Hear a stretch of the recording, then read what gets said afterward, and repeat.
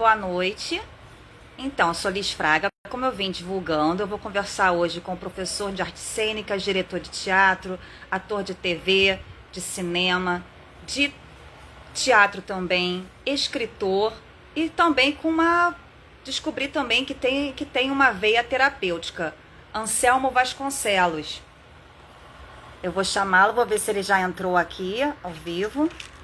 Estou esperando as pessoas entrarem. Boa noite para quem está entrando.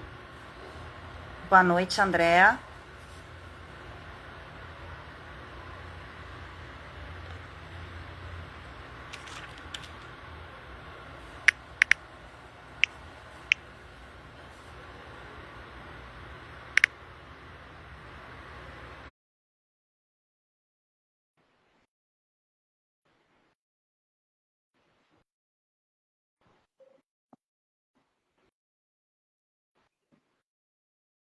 Oi, Oi, Anselmo, boa boa noite. noite.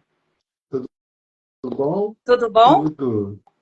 Tudo. O pessoal está entrando agora. Só um minutinho aqui, peraí, deixa eu ajeitar aqui Tá, o tá bom. equipamento. Pronto, melhorar a luz. Uhum. E aí, querida?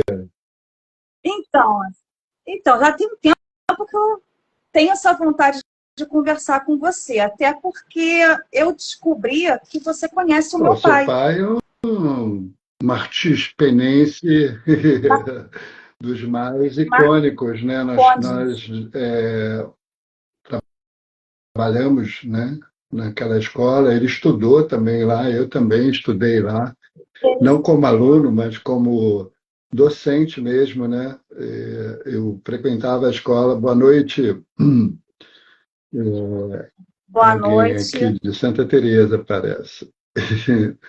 E então seu pai era uma figura que estava sempre presente ali na escola. Ele assistia os espetáculos, e depois ele foi professor da escola também, né?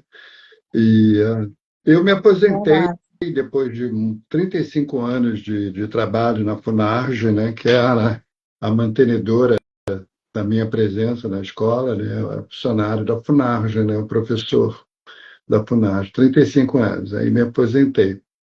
E agora estou muito dedicado a um projeto que um trabalho de uma vida inteira, assim, né, que é a pesquisa do desenvolvimento pessoal, né, do o buscador, né? O buscador que é aquele que tenta criar a sua maior aproximação com o seu self, né? Consigo mesmo, né? Com a sua individuação, né? Como diz o Jung.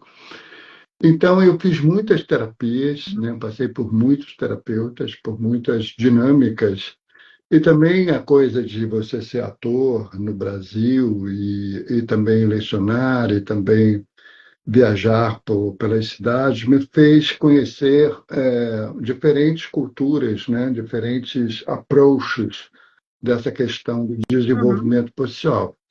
E aí o meu projeto, depois que eu lancei 3 livros, e aí por uma editora artesanal, uma editora de São Paulo, a Luna Guedes, que faz o livro à mão, né? Então, eu publiquei um romance, uma autobiografia, um livro, uma pesquisa sobre comédia que eu fiz com a jornalista Raquel Vilela. E aí eu queria trabalhar essa coisa de como que nós somos, né? Quer dizer, que tipo de sistema nós somos, biologicamente falando, para que possamos potencializar melhor a nossa vida, né? E aí eu cheguei a uma série de argumentos de pesquisas, né, a respeito da questão emocional, da emocionalidade humana, né? Como é que se dá a nossa emoção, né? E aí a primeira perspectiva que apareceu foi uma grande revelação, né? Quer dizer, o cérebro não é feito para pensar. O pensamento, na verdade, é um efeito colateral do funcionamento do sistema do cérebro. O que o cérebro é feito é para conectar. Então, a conexão Os é que neurônios. é o grande barato do cérebro. Ele pode formar cadeias, microcadeias neurônicas que se encontram, trocam e fazem as sinapses, e aí você tem, né, um universo de possibilidades sem parar, né? Uma coisa que não tem fim. E a outra coisa extraordinária também que eu estudei e que me surpreendeu foi muito é que nós não podemos ressignificar a memória. A memória é a memória, ela não vai mudar. O que você aprendeu está lá dentro do seu cérebro e não tem como ressignificar, né?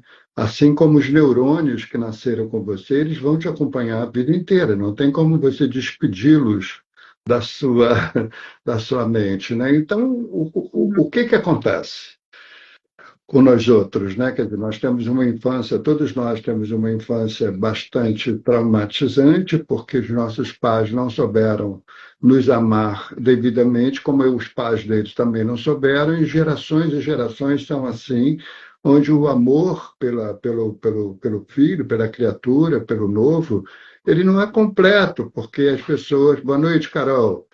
Porque as pessoas Carol. elas têm essa dificuldade mesmo, né? De serem amadas, de se sentirem amadas, de se sentirem numa plenitude de relacionamento, né? Um relacionamento biológico é uma coisa e o relacionamento psicossocial da família é outra, completamente diferente, e muitos de nós, ou a maioria de nós, tem problemas advindos daí. Eu tenho muitos problemas em relação a essa questão. Então, eu procurei, de alguma forma, entender quais eram os meus vícios emocionais, chamando de vícios as repetições contínuas, constantes, das mesmas reações, das mesmas posturas, né?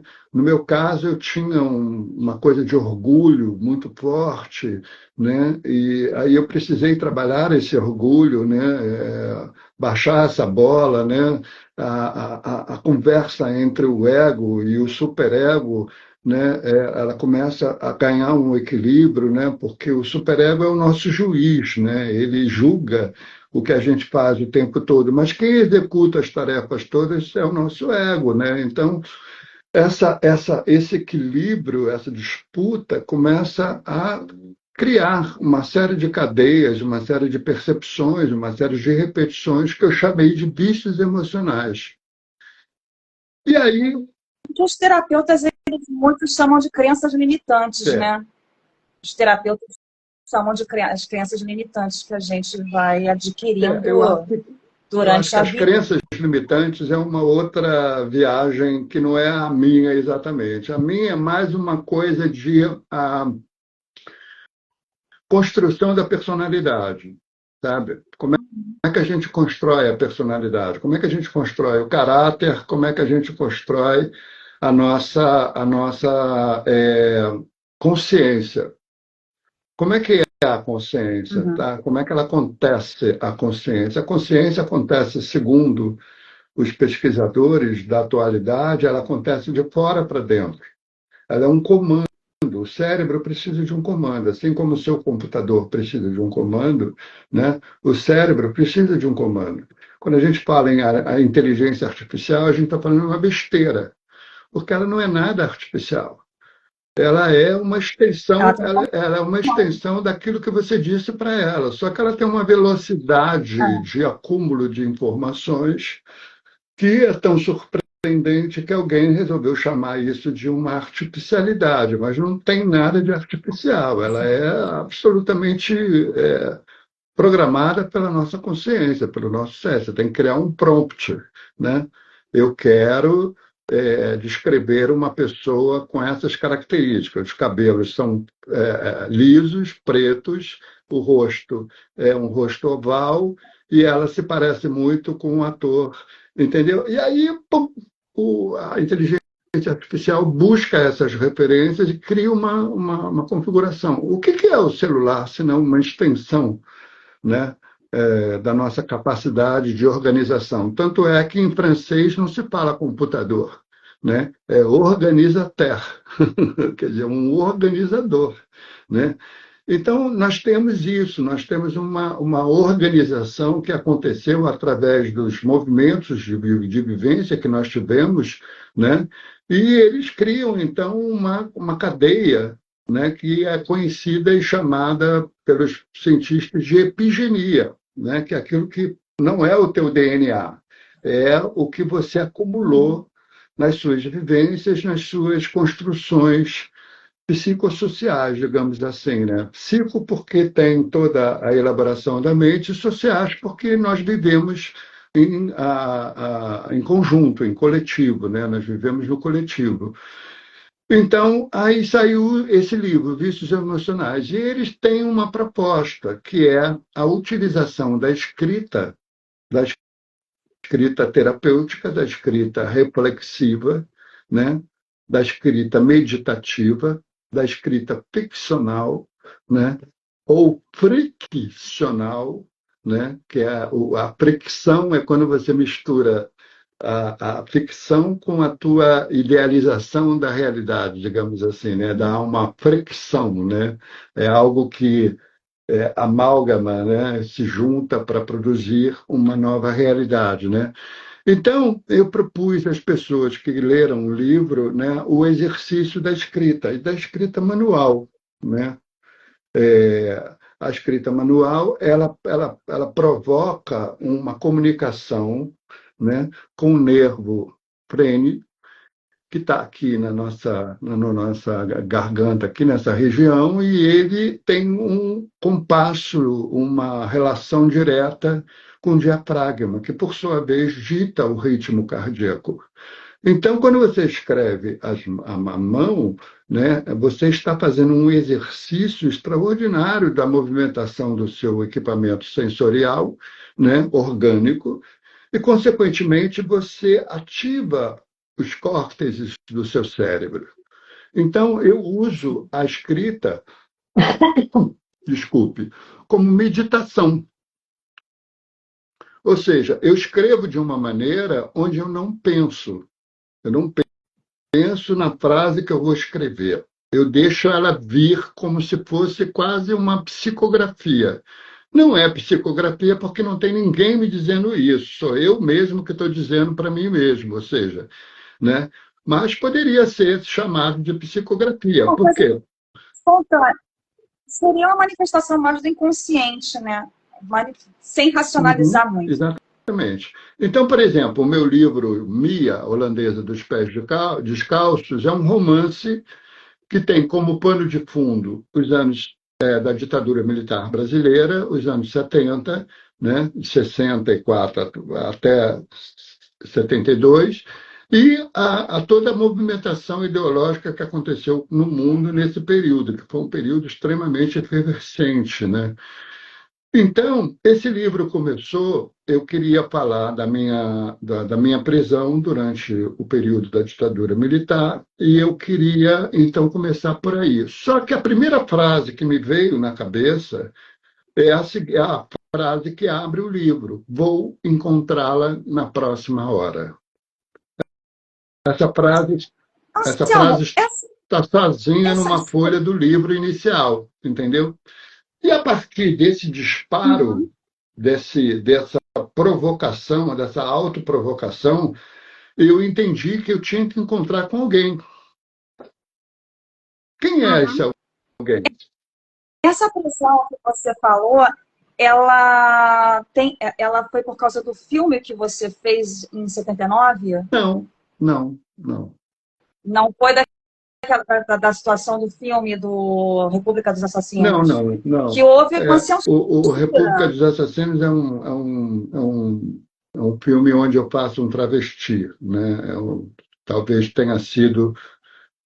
Todo mundo fala isso, eu não tenho certeza sobre isso, mas é onde acontece o primeiro beijo gay no cinema brasileiro, Primeiro beijo. feito com verdade, né? Uma relação entre um travesti, que hoje essa palavra é completamente vazia, travesti, não imagina, né? Uma pessoa que realmente mudou a sua sexualidade, né? Mudou o seu gênero, né?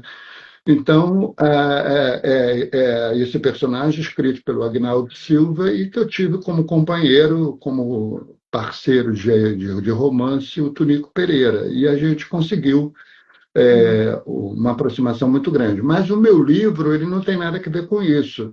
Ele é o encontro com uma mulher que, de repente, eu visualizei dentro de um bar, né? E, por acaso, ela era uma holandesa, entendeu? E, ao olhar para ela... Você acredita que esse movimento hoje de você escrever um livro tão reflexivo, depois de 50 anos de carreira, né? Todo esse material que você tem conhecido. Eu tenho uma memória muito afetiva de você no Vivo Gordo. Você fez milhares de outros trabalhos. Eu fui assim, se for enumerar todos, a gente ia ficar aqui, né, dias, né? Inclusive, a gente conversou isso hoje mais cedo. Se eu for enumerar tudo que você fez, a gente ia ficar dias conversando. Mas isso vem por causa, olha, eu cheguei num ponto da minha vida, 50 anos de carreira, eu quero descansar e refletir. Porque normalmente esse mergulho do auto, eu estou vendo isso como um mergulho de autoconhecimento, tem um start. Houve esse start na tua vida? Alguma coisa aconteceu? Ou simplesmente eu quero descansar e refletir como é a vida, como foi, como tem sido a minha trajetória? Não, eu acho que tem uma coisa que me parece mais esclarecedora de te dizer, que é assim, eu sinto que eu tenho uma percepção da multipluralidade que há na vida, você está entendendo? Né? Por exemplo, eu procuro, como artista, aquilo que não aconteceu, né? Ou seja, você tem uma história para contar que é uma coisa que aconteceu. Tá?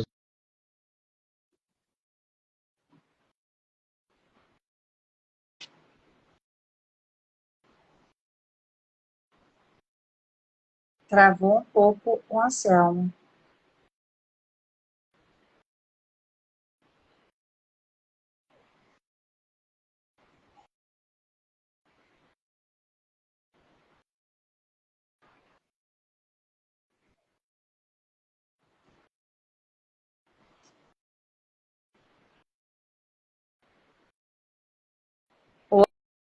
Oi, Anselmo? Eu vou chamar novamente.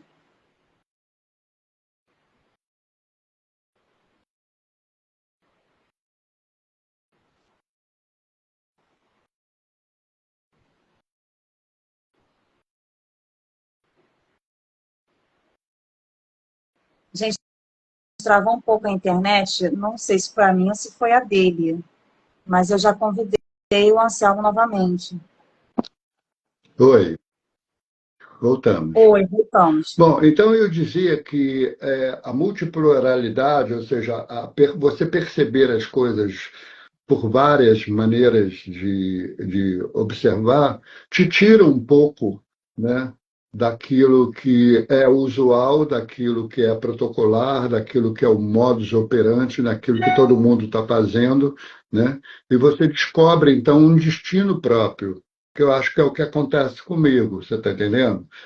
Eu vou descobrindo em mim as possibilidades que a dramaturgia sugere como sendo o meu caminho a seguir. Então, vou fazer um filme, eu fico muito disponível para aquilo que o filme quer realizar. Eu não fico imaginando como é que eu vou fazer aquilo, nem pesquisando por que eu vou fazer aquilo. Eu pura e simplesmente me entrego como músico, como instrumento, você está entendendo? Para eu ser tocado por alguém me instrumentalizar, me tornar um instrumento daquela orquestra, daquela orquestração, entendeu? Isso me satisfaz muito, porque você ouvir o outro é muito mais importante do que qualquer outra coisa. Então, o diretor ele tem uma visão sobre o personagem que você vai realizar que é muito importante que você ouça com os ouvidos limpos, com a mente vazia, e que o mais rápido possível você execute a ideia que está sendo proposta. Se joga no chão, não pensa, se joga no chão. Está entendendo? E aí isso começa a acontecer de uma forma que você não tem o controle tão neurótico que a gente tem na vida, né? A gente quer controlar tudo, né? A gente ama uma pessoa e a gente quer controlar aquela pessoa. A gente a gente adquire alguma coisa e a gente quer então ser dono daquela coisa e não quer. Tem uma possessividade na nossa mente, entendeu? Na nossa maneira de ser, que é muito estranha, né? Que é muito dolorosa. Hoje, por exemplo, O ator, eu passei o dia, desculpa, fala. Boa noite, Alex. o ator justamente ele se entrega. Boa noite para a banda Dona Isabel, boa noite para Alexandra, boa noite para Lapão Lanches. O ator realmente ele se despe, é isso que você está falando, ele se despe de todas essas vaidades, né? Ele se Nem entrega, todos. ele faz laboratório, Nem não é mais. todos, nem todos. É. O que é bonito, por exemplo, né? Hoje eu passei o dia conversando com as pessoas que fazem parte desse meu grupo de estudos do vícios emocionais e que a gente está treinando a escrita, né? É, Tradição Boa noite, masculina, tradição olá. masculina.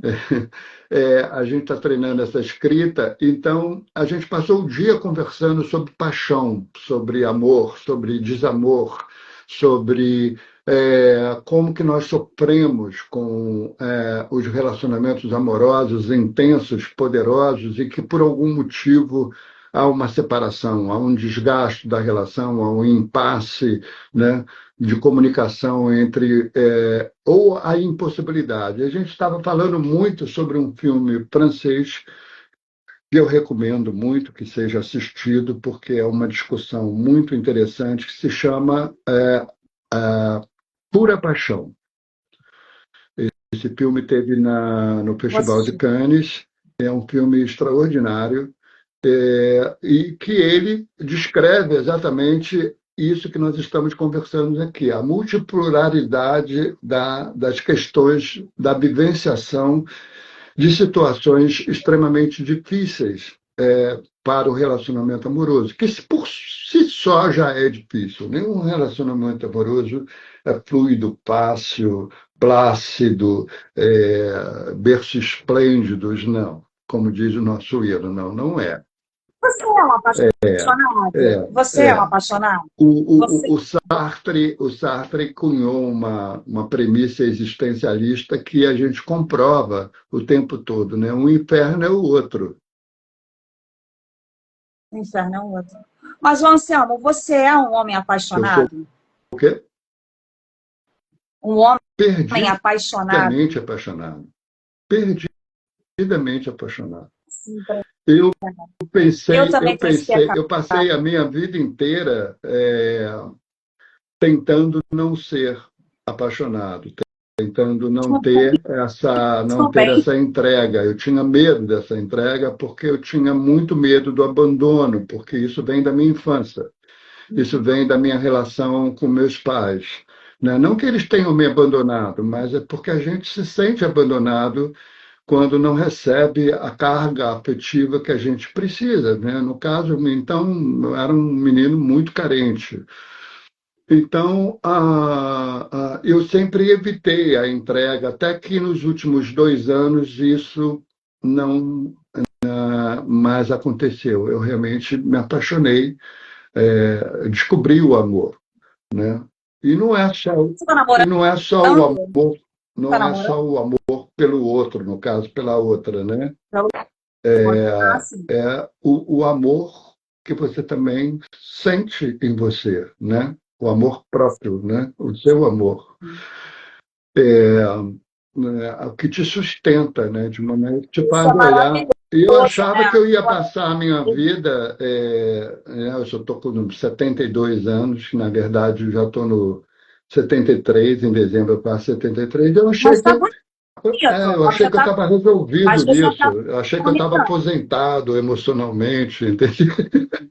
Né? Já foi, já vivi tudo que tinha que viver e foi lindo. Agradeço muito as pessoas que eu encontrei na minha vida que trocaram comigo afeto, que produziram comigo afeto, né? Mas o amor propriamente dito aconteceu muito recentemente.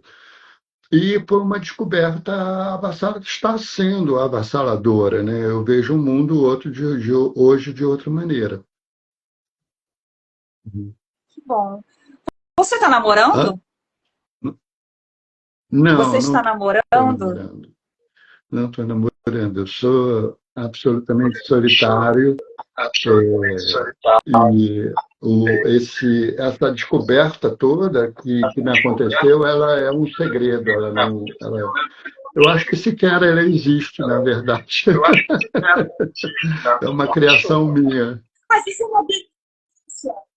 Quando a gente passa por todo esse mergulho, você está falando, está vendo um filme na minha mente, porque eu tive esse mergulho de autoconhecimento, mas eu tive um start, foi um. Hoje eles chamam de burnout, né? É uma estafa, e eu tive que dar uma parada e eu mergulhei no autoconhecimento e é muito gostoso quando você descobre que primeiro você fica assim, poxa, eu não estava me amando o suficiente. Quando você descobre esse amor transbordando de você, não necessariamente é o amor que a gente deposita no outro, é na gente mesmo, né? E a gente, para amar o outro, a gente tem que primeiro ter esse amor dentro da gente, né? Se cuidar, se amar.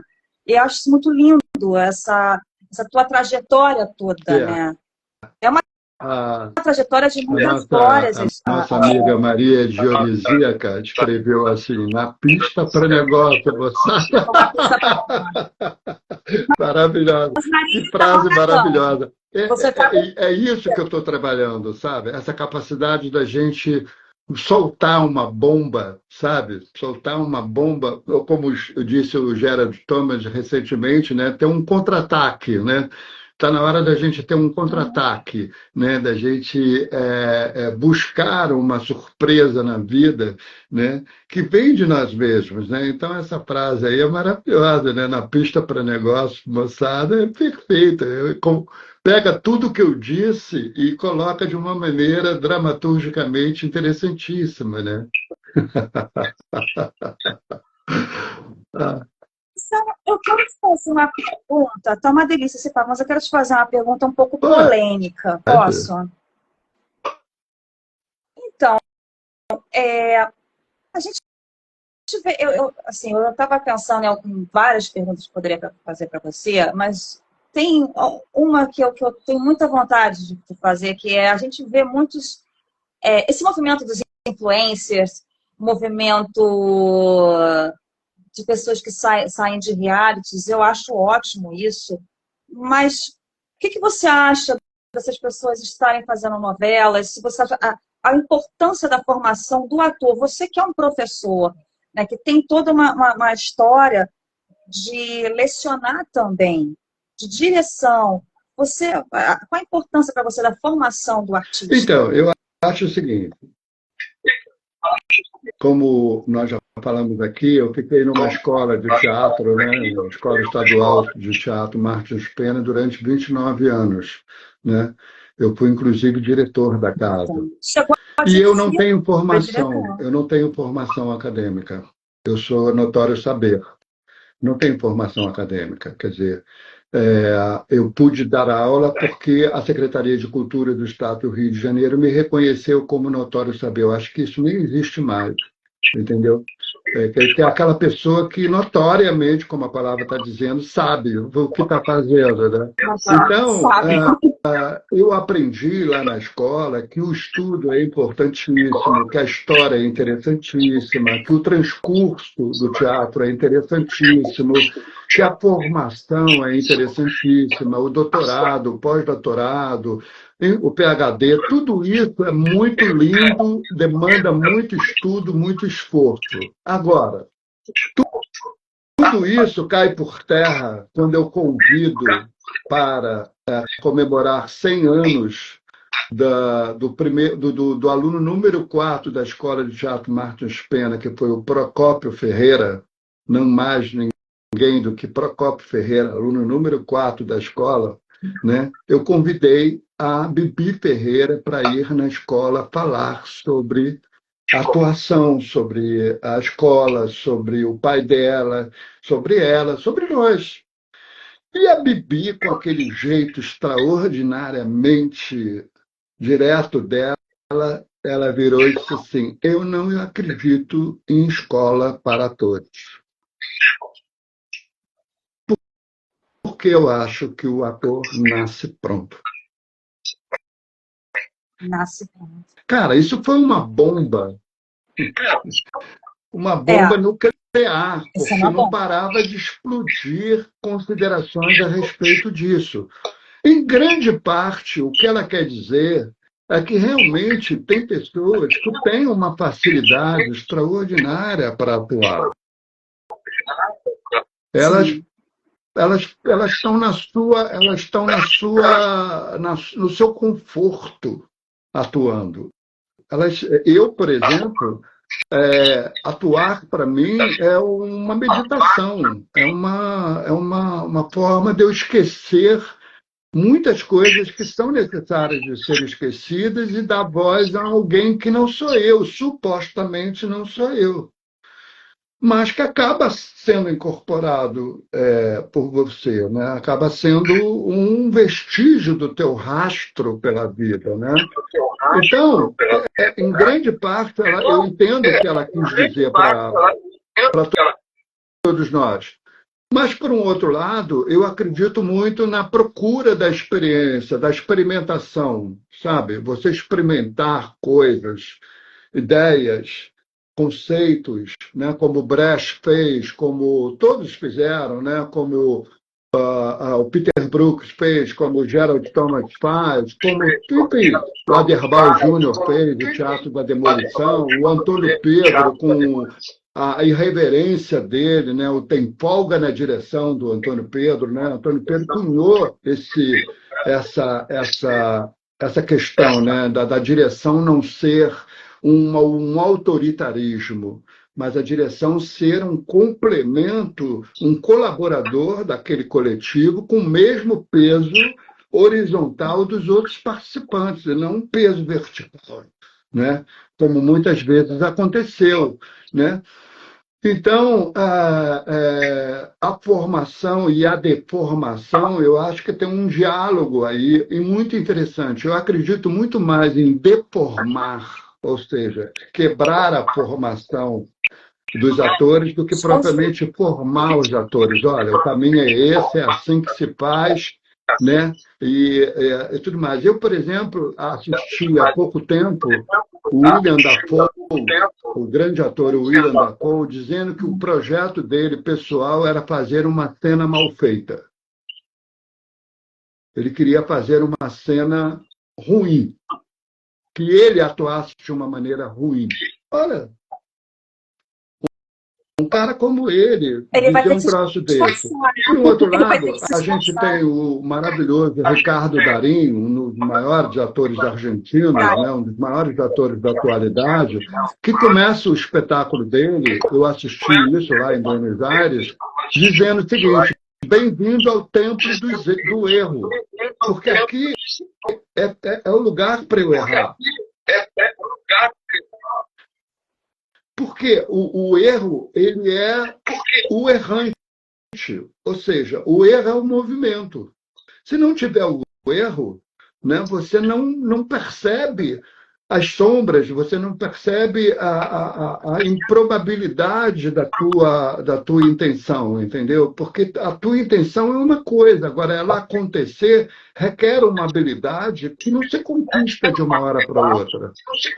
Ela precisa de trabalho, ela precisa de estrada, ela precisa de movimento. Então, o errante é o erro, né? Então, isso é maravilhoso de você experimentar também. Então, eu acho que a atuação ela deveria começar desde cedo na educação das pessoas, nos primeiros anos escolares. O teatro devia fazer parte da formação muito mais do que matemática, geografia, história, sociologia, qualquer outra coisa. Primeiro você brinca. Porque brincar é a maior fonte de pesquisa que existe. E a gente para de brincar. Para, é terapêutico. É crescimento, brincadeira é Não é? crescimento. A gente para de brincar. E quando você para de brincar, qual é a graça? Onde está a sua satisfação? Né? Você ficou uma pessoa séria, né? Comprometida, né? Rígida, né? Rígida. Tem coisa mais rígida do que um soldado? E é o sujeito mais equivocado que existe, né? Porque é o sujeito que obedece ordens até para matar um indivíduo que ele não conhece. Né? Numa guerra, ele vai matar pessoas que ele não conhece. E ele não é chamado de assassino. Ele não é chamado de assassino. O policial mata o favelado, o pobre, né? O policial militar. Está sempre atirando nos pobres, nos pretos, sobretudo. E o que eles recebem como punição? O que a sociedade, por que a sociedade aceita isso, né? Então, eu nem sei por que a gente está falando isso, mas... Você falou de rigidez, a gente está batendo papo aqui. A gente está falando o que você está querendo. O que eu entendi é que o ator ele se desconstrói. Ele se torna uma pessoa flexível. Isso é melhor. É contra essa rigidez. É a melhor coisa que existe. A melhor coisa que existe. Todos os brinquedos que eu ganhei na minha infância, eu desmontei. Para ver como é que era. Eu também desmontei. Quando você desmonta, né? Eu, por exemplo, tenho um Fusca, tá? Eu tenho um Volkswagen, um Fusca 1976. E eu comprei ele já meio deteriorado. Um carro de 1976 não pode estar inteiro em 2024, por exemplo. Né? Não pode estar inteiro. Você gosta você tem essa coisa de gostar de buscar relíquia? Eu conheço umas pessoas que gostam assim, de exposição de carros antigos. Você gosta? Você gosta disso? De relíquias, de carros antigos, motos antigas? Você está falando que tem um Fusca de 76, querida, eu né? não me sinto muito à vontade num espaço tão curto quanto esse que nós estamos tendo para abordar um assunto tão complexo.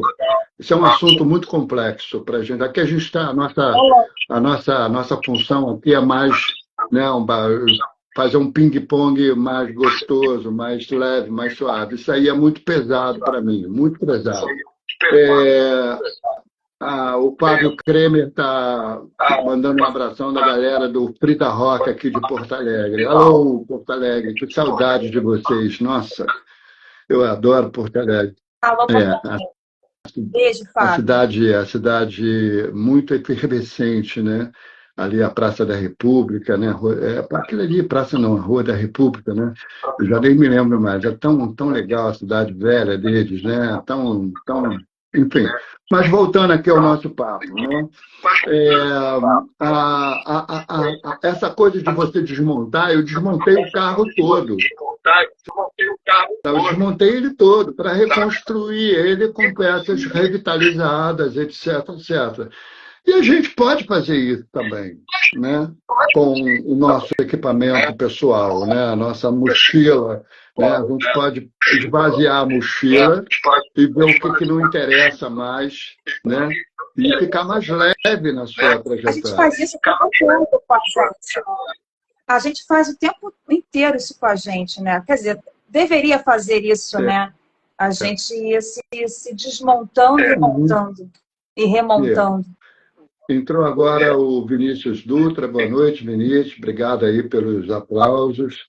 Eu amo Santa Teresa, eu amo Santa Teresa. Eu sou um Santa Teresino de carteirinha. Eu já morei 3 vezes em Santa Teresa. Eu saio de Santa Teresa para voltar para Santa Teresa. Eu nasci em Santa Teresa, então eu tenho também uma memória afetiva também, Santa Teresa. Nasci. Primeira casa que eu morei em Santa Teresa. E há pouco tempo eu passei na fachada. 1977. Eu também já estou com uma certa idade, mas deixa isso para lá, né? Estamos bem. Dá uma emoção, né? É, É gostoso. Anselmo, é fácil fazer rir eu acho, nesse mundo? eu acho. Eu acho que rir é talvez o maior índice de humanização, né, que existe, né?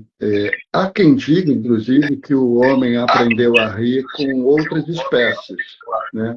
O riso não é um domínio humano, ele faz parte, por exemplo, né? Os símios, né, os macacos, né, eles têm aquela coisa que parece nervosa, né? Uhum.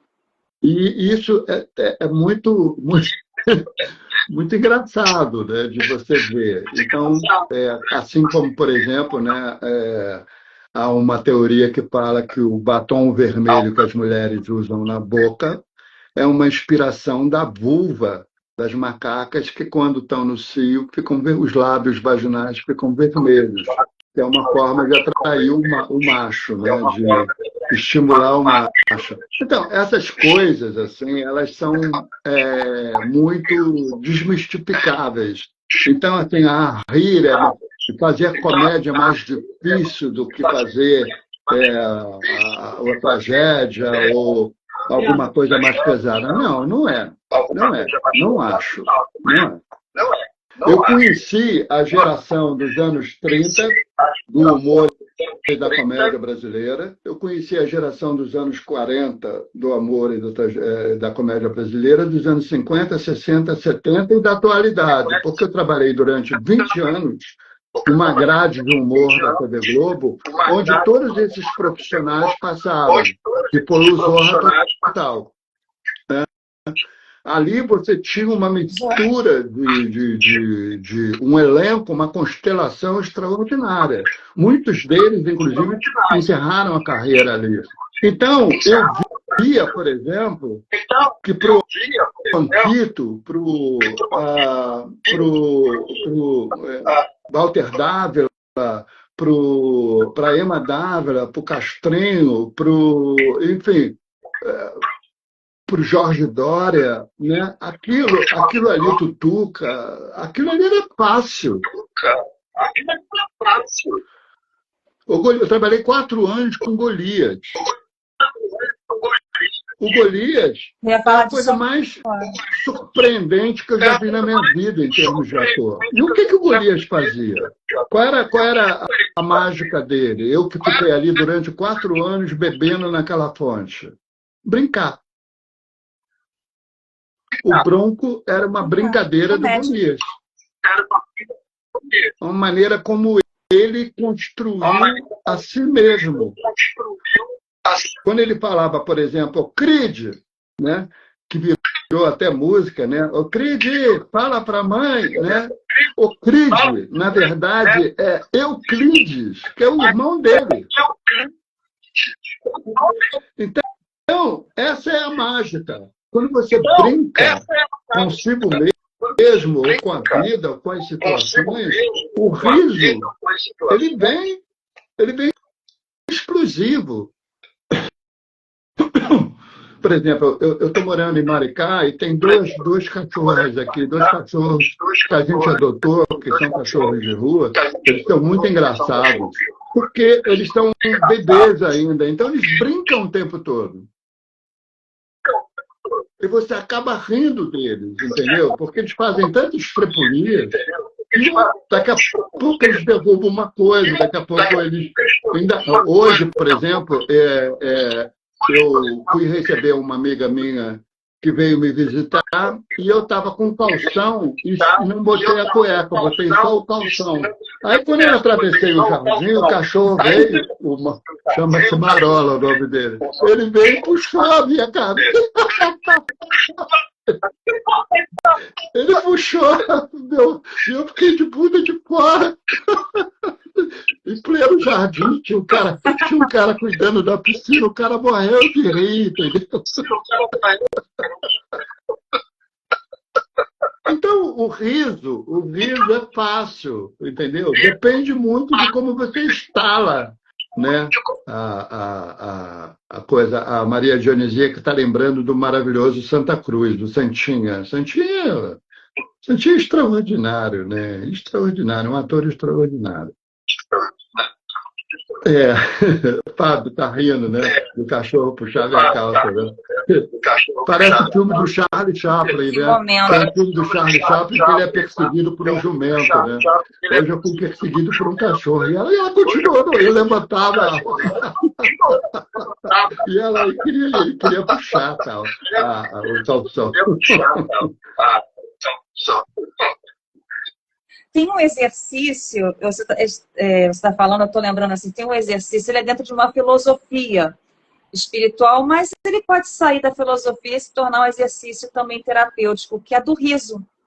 Eu esqueci o nome desse professor que ele explica, né? Ele já foi à TV também dar entrevista, mas eu esqueci. Ele é dentro dessa filosofia oriental, que inclusive eu frequento. Eu vou de vez em quando. Que a pessoa começar a rir. Mesmo que você não sinta vontade, você começa a rir. É um exercício. Você bota a mão na barriga e começa a. Você pode estar pensando nos boletos, na discussão que você teve, e começa a rir. Daqui a pouco você está rindo com vontade. E as pessoas que estão ao seu redor, elas estão rindo também. Isso é um exercício espiritual.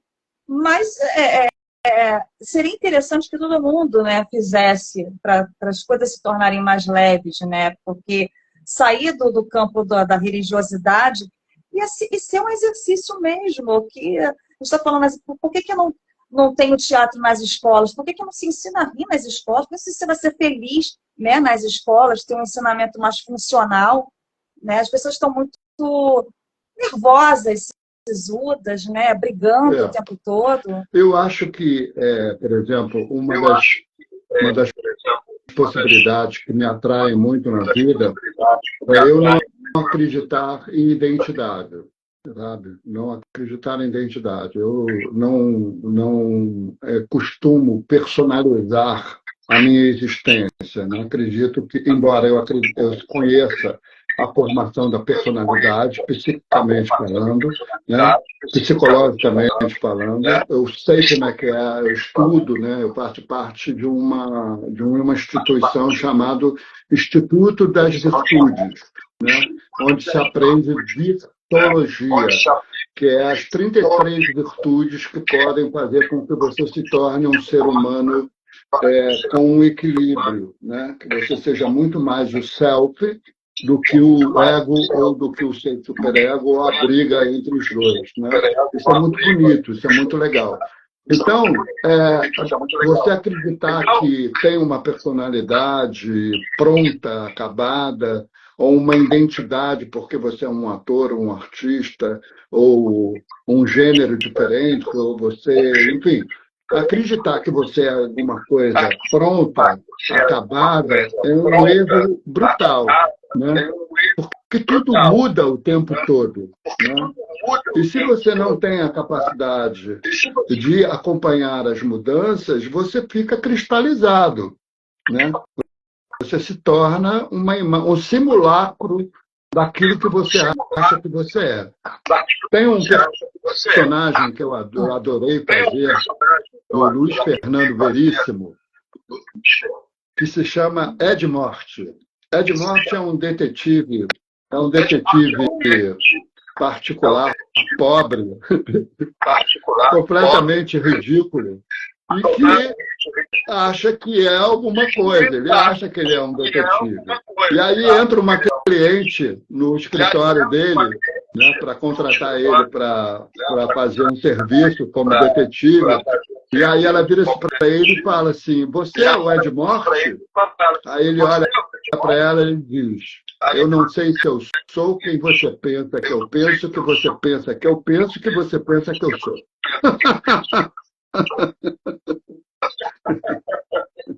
Eu adorava Ed Morte. Então, essa brincadeira do Luiz Fernando Veríssimo com a identidade, ela é muito saudável, né? Porque deixa você fora do compromisso de ser alguma coisa. Eu não ando pela rua, eu sou um ator, eu sou um artista, eu sou um escritor, eu sou um terapeuta, eu sou. Eu não sou. Eu acho que ser é não ser. Eis a questão. Eu sou um ser humano em É, construção, né? Eu sou um ser humano em construção ou em é, desconstrução, né? Aí a gente vai é, decidindo no é. caminho. O, Eu quero te fazer uma pergunta clichê, Anselmo. Quero te fazer uma pergunta bem clichê. Ver se eu posso fazer. Tem algum personagem que você tenha mais uma.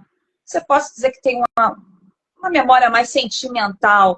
Eu sei que é difícil essas perguntas assim, corriqueiras. Ah, qual que você gostou mais de fazer? Mas tem algum que você tem assim, um carinho maior? São vários. Eu aqui fico pensando em milhões.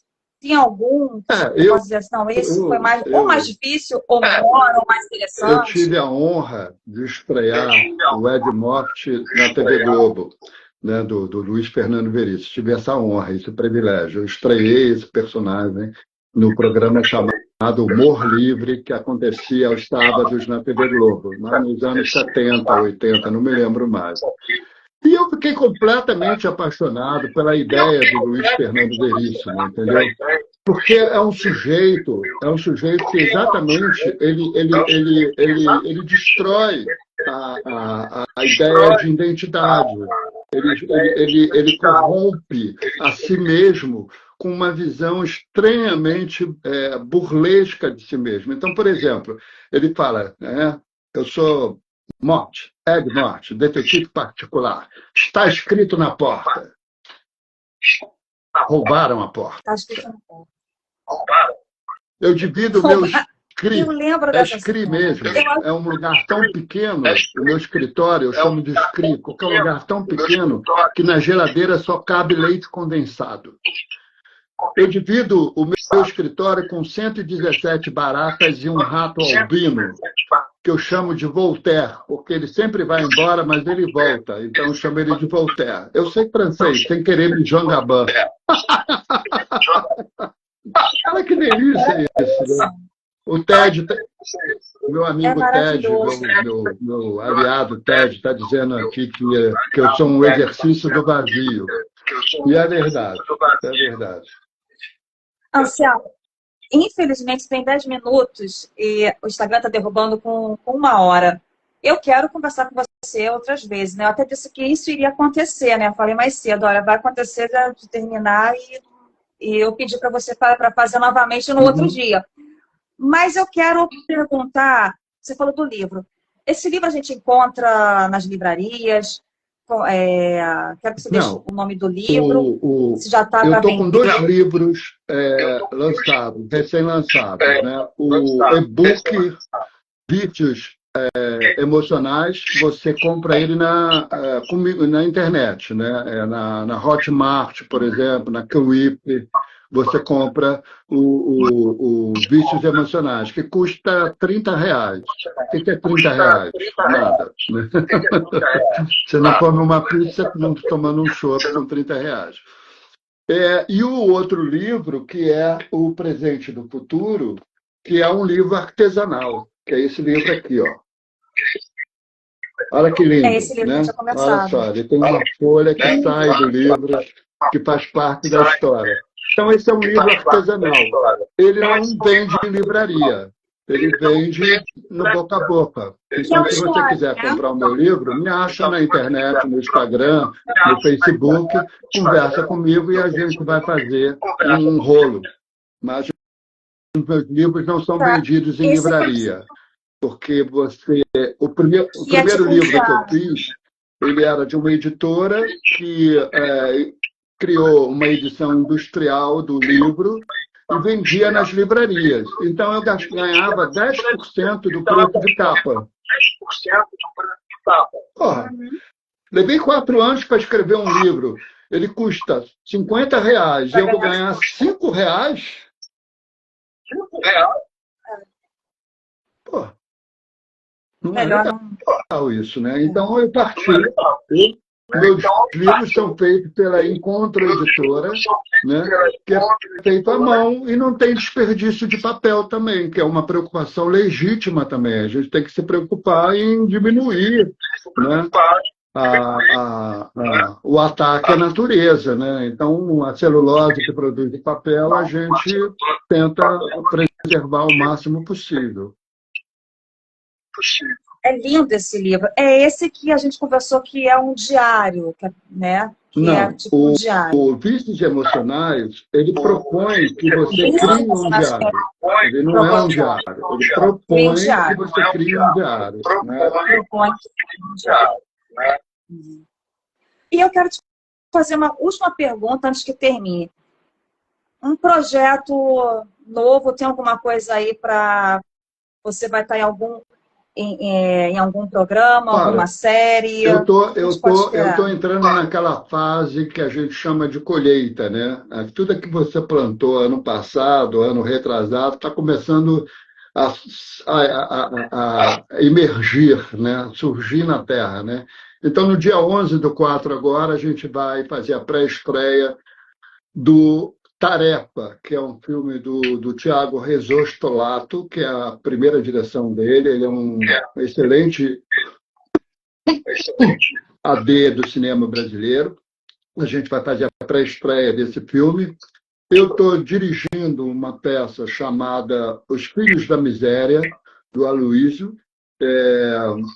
Me perdoe, Aloysio, estou esquecendo o teu sobrenome, mas é essa coisa da idade mesmo. Com o ator Moacir Araújo, que é um ator de 80 e poucos anos e que tem paixão pelo teatro, e eu quero dar esse presente para ele, de dirigi-lo numa montagem solo bastante interessante.